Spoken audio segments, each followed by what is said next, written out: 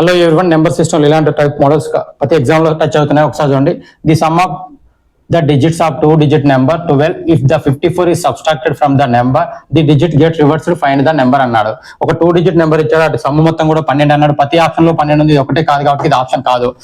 D అనేది option కాదని మాకు తెలుస్తుంది.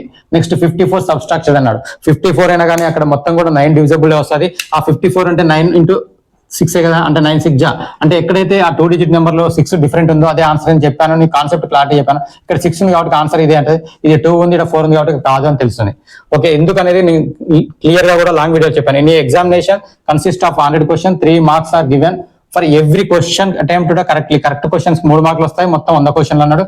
1 mark is deducted from the question attempt wrongly. నువ్వు ఏ రాంగ్ క్వశ్చన్ రాసినా కానీ దానికి 1 మార్క్ తక్కువ వస్తాయి, 1 మార్క్ తీసేస్తారన్నాడు. A student attempts all questions and get 100 marks. అన్ని క్వశ్చన్స్ కూడా అటెంప్ట్ చేసి 100 మార్కులు వచ్చాయి. How many questions did you mark wrong అన్నాడు. ఎన్ని క్వశ్చన్స్ రాంగ్ రాశాడు అన్నాడు. ఇవన్నీ కూడా రాంగ్ రాసిన క్వశ్చన్సే కదా, అంటే ఆప్షన్ లో రాంగ్ రాసిన వచ్చినాయి కాబట్టి మనకు 40 రాంగ్ రాసిందంటే 60 కరెక్ట్ రాసి ఉంటాడు కదా. 60కి ఒక్కొక్క దానికి కరెక్ట్ రాసినందుకు 3 మార్కులు కాబట్టి 180 మార్క్స్ కదా. అదే ఒక 40 రాంగ్ అయినా, 40 రాంగ్ అంటే -1 మార్క్ కదా, -40నే కదా. -40 అంటే ఎంత, 140 marks. 140 is the not correct answer, ఎందుకంటే 100 మార్క్స్. ఒకవేళ 50 రాంగ్ రాసినంటే 50 కూడా కరెక్ట్ రాసి ఉంటాడు కదా, 100 క్వశ్చన్స్ కాబట్టి. అంటే 53 జా 150 మార్క్స్.